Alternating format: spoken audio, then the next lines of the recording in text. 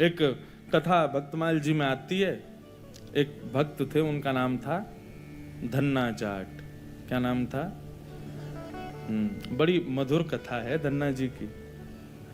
धन्ना जी की कथा ऐसे प्रारंभ होती है कि सामान्य से परिवार में धन्ना जी का जन्म हुआ। देखो, ये हरिप्रिय हैं, इनको हरि प्रिय थे, लेकिन इनकी भक्ति से फिर ऐसी स्थिति हो गई कि ये हरि को प्रिय लगने लगे।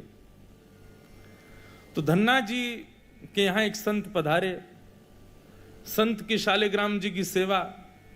छोटे बालक जो होते हैं वो संतों को या घर में कोई भी बड़े बुजुर्ग आए या कोई भी श्रेष्ठ जन आए, वो क्या करते हैं, कैसे करते हैं, मेहमानों को देखते हैं बैठ के। तो महात्मा जी अपने ठाकुर जी की सेवा करते और धन्ना जी जाके उनके पास में बैठ जाते। पहले जल से स्नान, फिर दूध से स्नान, फिर घी से, फिर दही से, फिर शहद से, पंचामृत स्नान करा के बढ़िया इत्र लगा के ठाकुर जी को उर्द पुंड तिलक लगा करके माला तुलसी पधरा के विराजमान कर दिया। धन्ना जी को इतनी अच्छी लगी ये सेवा, रोज बैठ जाते, पूरी रात रोते, अपनी माँ से कहते मैया ये सुबह कब होगी। क्यों? वो सुबह होते ही बाबा के पास जाऊंगा, उनकी सेवा देखूंगा कैसे करते हैं। तो धन्ना जी रोज सेवा देखते, बड़े खुश होते। जैसे महात्मा का जाने का समय आया, धन्ना जी बिखर गए। कहां जा रहे हो आप? बोले बेटा अब हो गई हमारी सेवा पूरी, अब हम जा रहे हैं, फिर आएंगे कुछ साल बाद। धन्ना जी बोले तो आप चले जाओ, इनको छोड़ जाओ यहीं पे, ये ठाकुर जी यहीं रहे आए, मैं इनकी सेवा करूंगा। बाबा बोले अरे तुम छोटे बालक हो, तुमसे सेवा बनेगी नहीं बेटा, तुम जिद मत करो। धन्ना जी तो रोने लगे, बोले नहीं मैं सेवा करूंगा, मुझे तो ये चाहिए। जैसे कोई वस्तु के लिए बालक जिद करता है, ऐसे धन्ना जी ठाकुर जी के लिए जिद करने लगे। माता पिता परेशान, महात्मा अलग परेशान, क्या करें।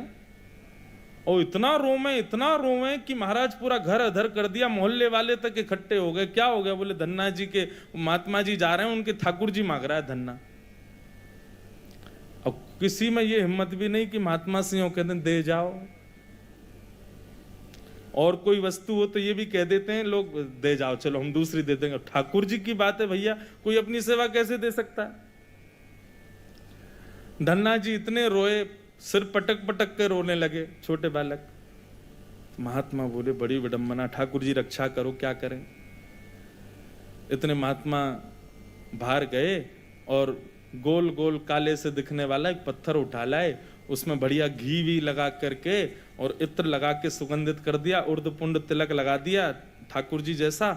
और अपने ठाकुर जी तो नीचे एक छोटे सिंहासन पर विराजमान कर दिए और बड़े सिंहासन पर वो पत्थर लाके रख दिया और बढ़िया सजा के। धन्ना रो रहे थे, उठा के गोद में ला, देख देख देख तेरे ठाकुर जी आगे देख। धन्ना जी जैसी मंदिर में, धन्ना जी की दृष्टि तो उन्हीं के ठाकुर जी पे, जय चाहिए। महात्मा बोले लाला देख, ऊपर सिंहासन पर बड़े ठाकुर जी बैठे और नीचे छोटे ठाकुर जी बैठे। वो बड़े वाले जो हैं वो तो हैं राजा ठाकुर, और ये छोटे वाले जो नीचे बैठे हैं ना, ये सिपाही ठाकुर। अब बता, मुझे तो राजा ठाकुर ज्यादा बढ़िया लग रहा है, मैं तो उनको ले जाऊंगा, लेकिन फिर याद रहियो जब जब मैं आऊंगा तब तब मेरे ठाकुर जी ऊपर बैठेंगे और तेरे वाले नीचे बैठेंगे, क्योंकि तू सिपाही ठाकुर जी मांग रहा है और मेरे ठाकुर जी तो राजा ठाकुर हैं। अब बालक को उस भाव से समझाया तो धन्ना जाट नहीं, मैं तो राजा ठाकुर लूंगा, आप ले जाओ सिपाही को। सिपाही ठाकुर जी के रूप में उनके निज ठाकुर जी थे। बाबा बोले अब ठीक है। घर वालों ने भी प्रणाम किया, जय हो महाराज जी, बड़ी आपने बुद्धि युक्ति लगाई। सबको लगा कि कंटक छूट गया, लेकिन यहां तो अब भक्ति प्रारंभ हुई थी धन्ना जी की। देखो, ठाकुर जी की सेवा के लिए जो व्यवस्था की प्रतीक्षा करते हैं, ठाकुर जी की सेवा के लिए अनुकूल समय की प्रतीक्षा करते हैं, उन लोगों के लिए प्रमाण है ये कथा। बाकी सेवा तो बाद की बात है। ठाकुर जी भी असली नहीं थे धन्ना जी के, सामान्य पत्थर था और धन्ना जी उनकी सेवा करते। रात भर मैया से कहते मैया पूजा की सामग्री मंगाओ ना, मुझे ठाकुर जी की सेवा करनी है। मैया कहती सुबह मंगा दूंगी, सुबह पीछे पड़ जाते, शाम को मंगा दूंगी, शाम को पीछे पड़ जाते, सुबह मंगा दूंगी, रोज टाल देती। एक दिन धन्ना जी अनशन पे बैठ गए, नन्हे से, भोजन नहीं करें, दूध नहीं पीवे, पानी नहीं पीवे।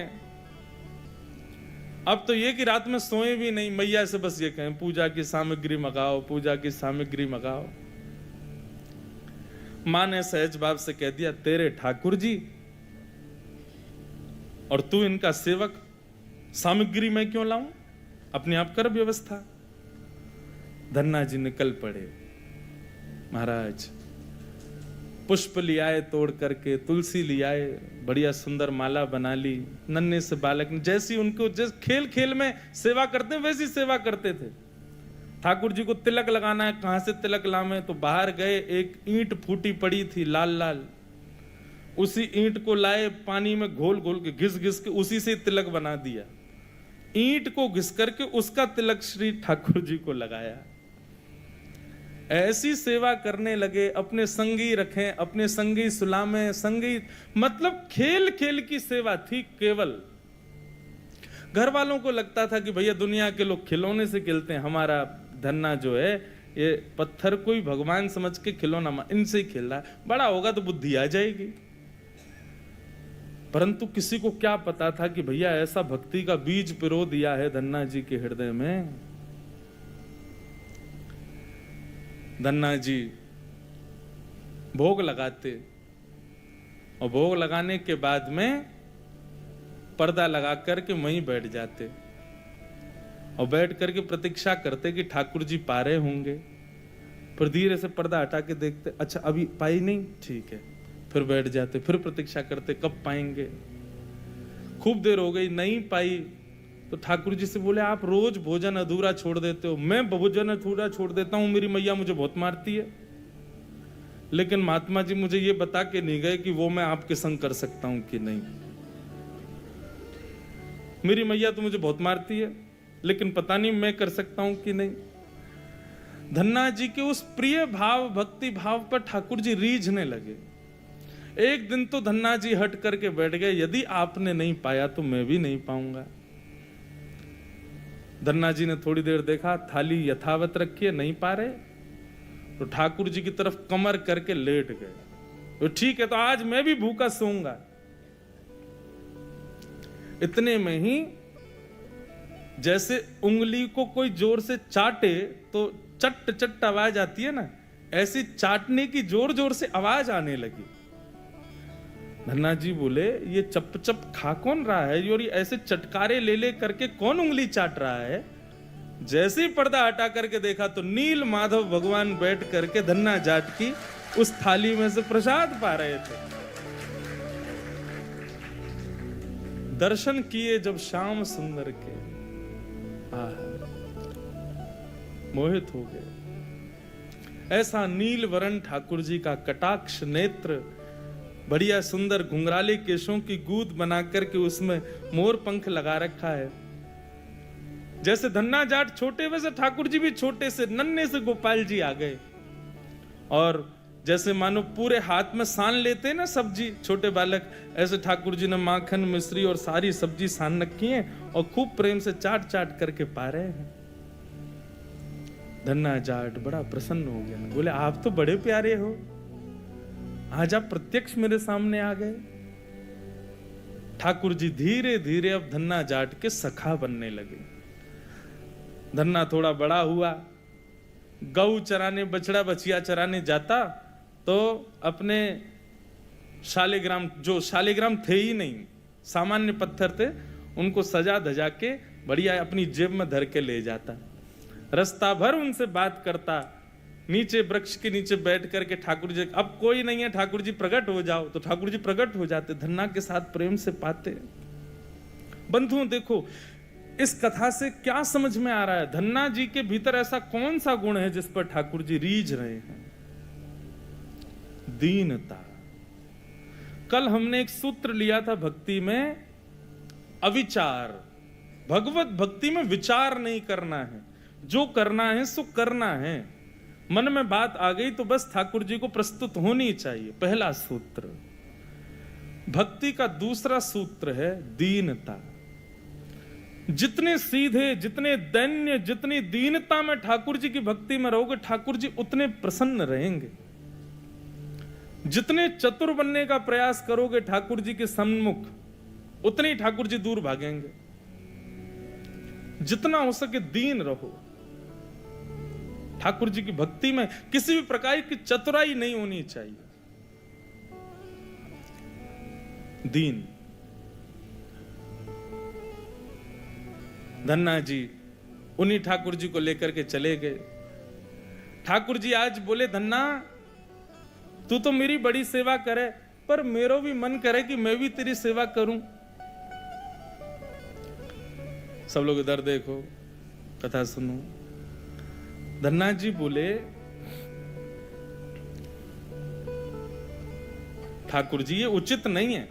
आप भगवान हो, आप एक ईश्वर तत्व हो, आपकी सेवा हम करें अच्छा लगता है, पर आप हमारी सेवा करो, ये कहां की शोभा है।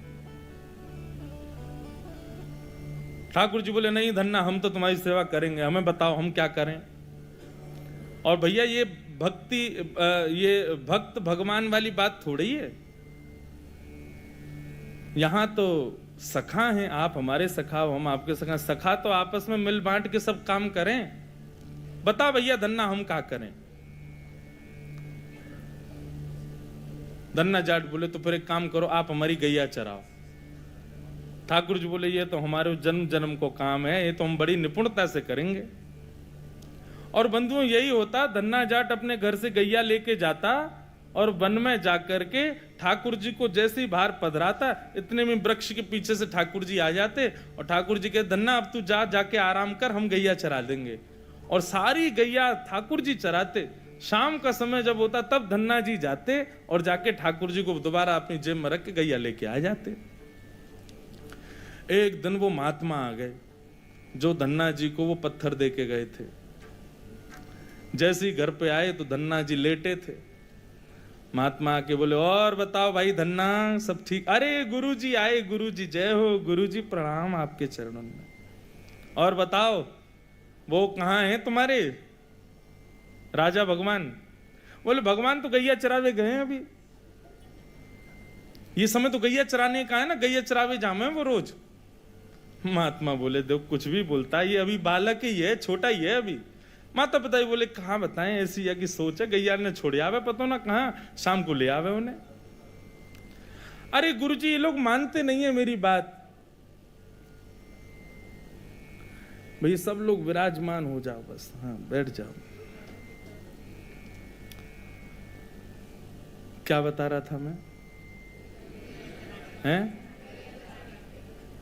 हाँ गैया चरावे जावे। गुरुजी बोले, तो फिर वो शिला कहाँ है जो हमने तुमको दी थी? बोले, उन्हीं की तो कह रहा हूं गुरुजी, वो गैया चराने गए। गुरुजी बोले, ये तो कुछ भी कह रहा है। नहीं नहीं गुरुजी आप विराजो, मैं आपको एक एक बात बताऊं। और उसने सारी बातें बताई, ठाकुर जी कैसे चटकारे लेके भोजन करते हैं, क्या क्या उससे बातें करते हैं, कैसे उसके संग खेलते हैं, कैसे उसकी पिद्दी पे चढ़ जाते हैं, वो ठाकुर जी की पिद्दी पे चढ़ जाता है।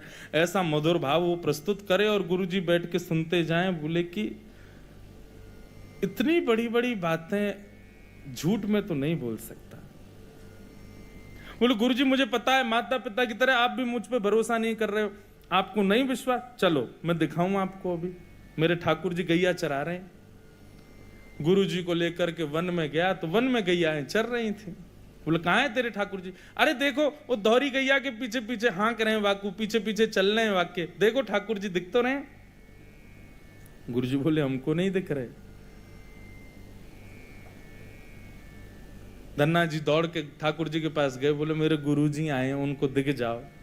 भगवान बोले, उनको नहीं दिखेंगे हम बस तुमको ही दिखेंगे, तुम्हारे सखा हैं, तुमको दिखेंगे, सबको थोड़ी दिखेंगे। अरे भैया ऐसा मत करो। क्यों? बोले, आपको और मोको एक दूसरे से मिलवावे वाले तो गुरुजी हैं। गुरुजी यदि मुझको नहीं देके जाते आपको, तो आप मुझे कैसे मिलते? मेरे गुरुदेव हैं, इन्होंने ही तो मुझको दिया था आपको। ठाकुर जी रीझ गए, पुनः पुनः धन्ना को हृदय से लगाए। इसकी भक्ति, ऐसा भाव। इतने में ही नील माधव नीलमणि ठाकुर जी प्रकट हो गए। और जैसे ही प्रकट हुए, दूर खड़े गुरुदेव के एक एक रोम बिलखने लगा, रोने लगे और धन्ना के चरणों में प्रणाम किया। बोले हम सच्चे शालिग्राम से प्रकट नहीं कर पाए, तूने सामान्य पत्थर से प्रकट कर दिया ठाकुर जी को। हम अष्टयाम सेवा से प्रकट नहीं कर पाए और तूने सामान्य पत्थर घिस घिस के तिलक लगा के प्रकट कर दिया ठाकुर जी को। हम 56 भोग पधरा करके ठाकुर जी को प्रकट नहीं कर पाए, तू बेसर की रोटी खवा के ठाकुर जी को चटकारे दिलवाता है। हम यहां ठाकुर जी से प्रार्थना करते हैं, कभी त्रिभंग लली से सीधे लली भी बन जाओ, नेक पूरे दिन यूं ही खड़े रहो, दर्द है जाते हो, हाथ में नेक हाथ सीधे कर लो। तू ठाकुर जी से गैया चरवा रहा है अपनी। धन्य है धन्ना तेरी भक्ति को। बंधुओं, ठाकुर जी को ऐसे प्रिय भाव अच्छे लगते हैं। आप नियम कितने करते हो, आप साधना कितनी करते हो, आप जप कितने करते हो, आप व्रत कितने करते हो, ये विशेष बात नहीं है, पर 10 मिनट भी ठाकुर जी के सन्मुख बैठते हो, किस भाव से बैठते हो, वो भाव प्रिय है। ठाकुर जी भाव का सेवन करते हैं। इतनी कथाएं सुनने के बाद भी, वृंदावन जाने के बाद भी, ऐसे संकीर्तन करने के बाद भी, तिलक लगाने के बाद भी यदि भाव प्रकट नहीं हुए तो कैसी भक्ति हमारी। समय व्यर्थ मत करो फिर भक्ति के पथ पर आके। अनुभूति हो, ठाकुर जी के ऐसे भाव प्रकट हो, तब हमारी भक्ति श्रेष्ठ है, तब हमारा तिलक लगाना श्रेष्ठ, हमारा एकादशी व्रत रखना श्रेष्ठ, हमारा गुरु मंत्र का जाप करना श्रेष्ठ। केवल नियम तक सीमित मत रहिए कि बस हमको नियम पूर्ण करना है, अपना हो गया काम, बस माला जपी छोड़े चल दिए काम को। नहीं, एक बात कहें, भक्ति में थोड़े हठीले बनो, ठाकुर जी से थोड़े थोड़े हट करो। नाथ, इतनी आयु होती जा रही है, हम बड़े होते जा रहे हैं, कब मिलोगे आप? बस 24 घंटे यूं ही बैठे रहोगे? हमको इससे सुख नहीं है। हमारे लिए तो आपको कुछ लीला तो करनी पड़ेगी, कभी कभी करो हट।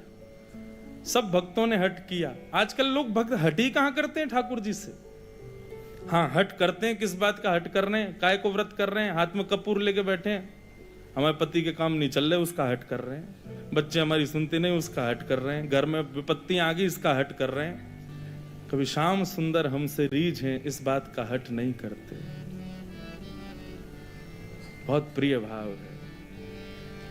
श्याम सुंदर सदा हमको प्यारे रहे, हम उन्हीं के रहे, वो हमारे रहे। श्याम सुंदर सदा हमको प्यारे रहे, हम उन्हीं के रहे, वो हमारे रहे। श्याम सुंदर सदा हमको प्यारे रहे, हम उन्हीं के रहे, वो हमारे रहे। श्याम सुंदर सदा हमको प्यारे रहे, हम उन्हीं के रहे, वो हमारे। मोह माया की नदियाँ बही जा रही, मोह माया की नदियाँ बही जा रही, मन की ममता को खींचे चली जा रही, मन की ममता को खींचे चली जा रही, मन की ममता को खींचे चली जा रही, मन की ममता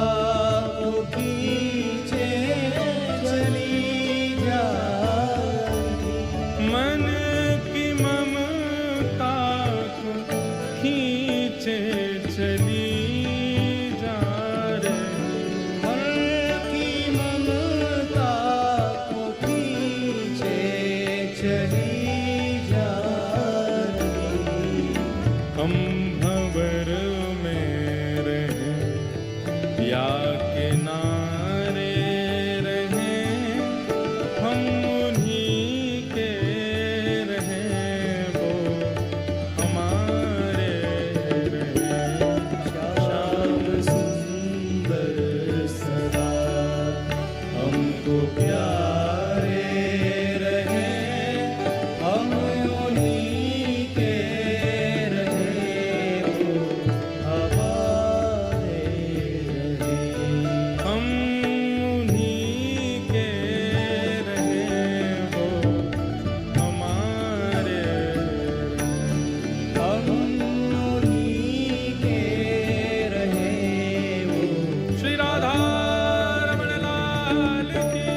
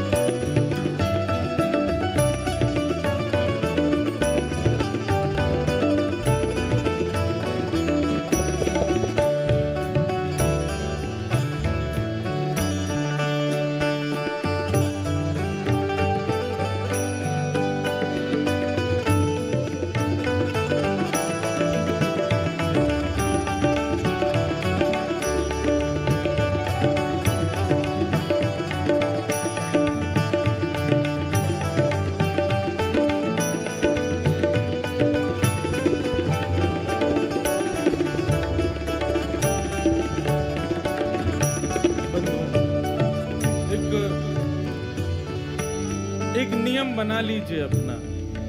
कोई और नियम आप करो ना करो आपके ऊपर है, पर हमारे हिसार आने की एक दक्षिणा हमको दे दीजिए। हमारी एक बात मान लीजिए, आज के बाद श्री राधा रमण जी से गैर संबंधी कोई भी वस्तु हो उसको स्वीकार मत करो। चाहे वो संबंध हो, चाहे वो भोजन हो, चाहे वो देखने की वस्तु हो, चाहे वो पान की वस्तु हो, चाहे वो ग्रहण पहनने की वस्तु हो, सब उस में बस ये भाव रख लीजिए, बस ठाकुर जी से संबंधी है तो हमारी है, नहीं तो हमारी नहीं।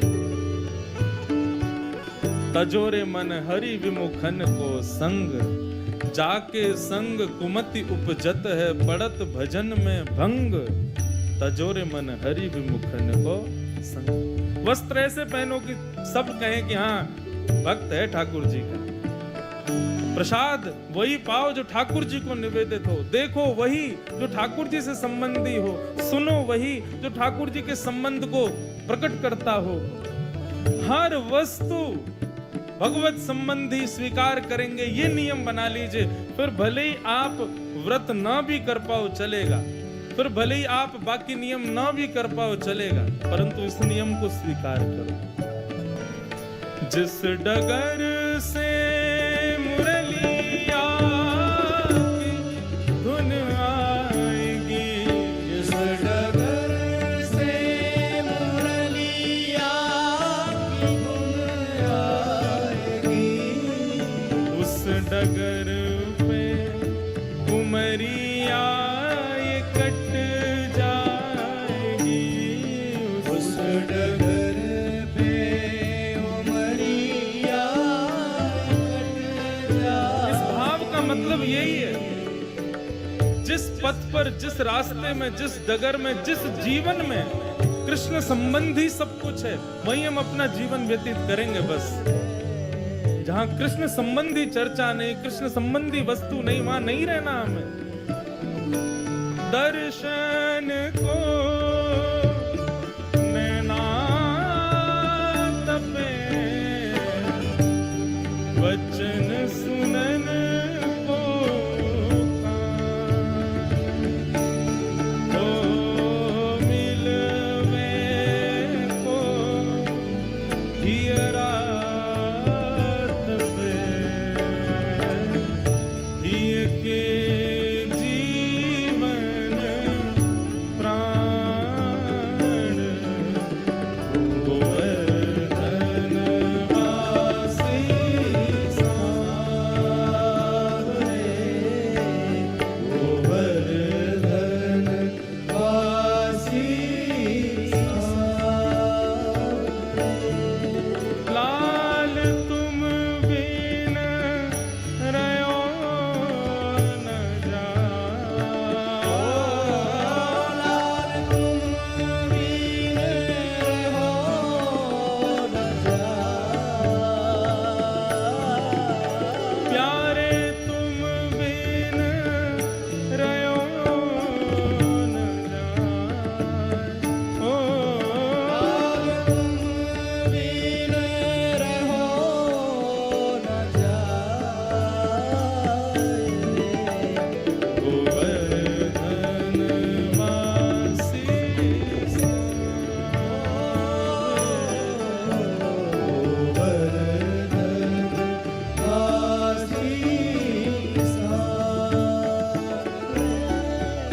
जिस डगर से मुरलिया की धुन आएगी, जिस डगर से मुरलिया की धुन आएगी, उस डगर पे उमरिया कट जाएगी, उस डगर पे उमरिया कट जाएगी, उस डगर पे उमरिया कट जाएगी, उस डगर पे उमरिया कट जाएगी, उनकी तस्वीर मन में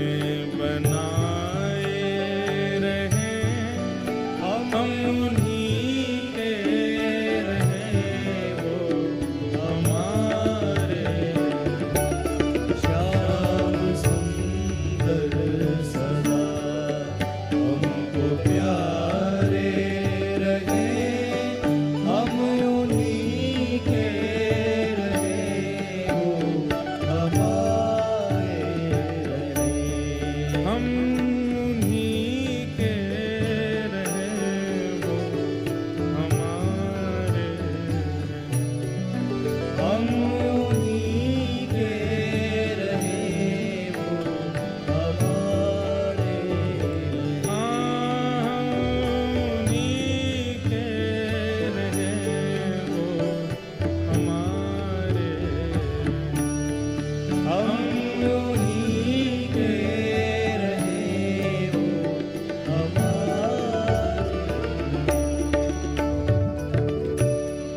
बस।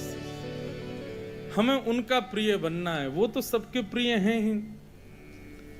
वो तो राक्षस भी जब उनको देखते हैं तो उनको भी प्रिय लगने लगते हैं, पर हम उनके प्रिय बने। सूरदास को प्रिय ठाकुर जी लगते थे ऐसा नहीं कहते, संत जन कहते हैं सूरदास ठाकुर जी को प्रिय लगते थे, मीराबाई ठाकुर जी को प्रिय लगती थी, गोपियां ठाकुर जी को प्रिय लगती थी, गोपाल भट्ट गोस्वामी ठाकुर जी को प्रिय लगते थे, हितरवंश महाप्रभु ठाकुर जी के प्रिय थे। पर हमारे लिए क्या कहेंगे लोग, इनको ठाकुर जी अच्छे लगते हैं। हमारे लिए कोई क्यों नहीं कहता कि ये ठाकुर जी को प्रिय है। हमारे भजन की उपलब्धि इसी में कि हम ठाकुर जी के प्रिय बने। धन्ना के भक्ति भाव को संत ने प्रणाम किया, बोले कि हम तो भैया सच्चे शालिग्राम में से ना प्रकट कर पाए, तेने पत्थर में से प्रकट कर दिए।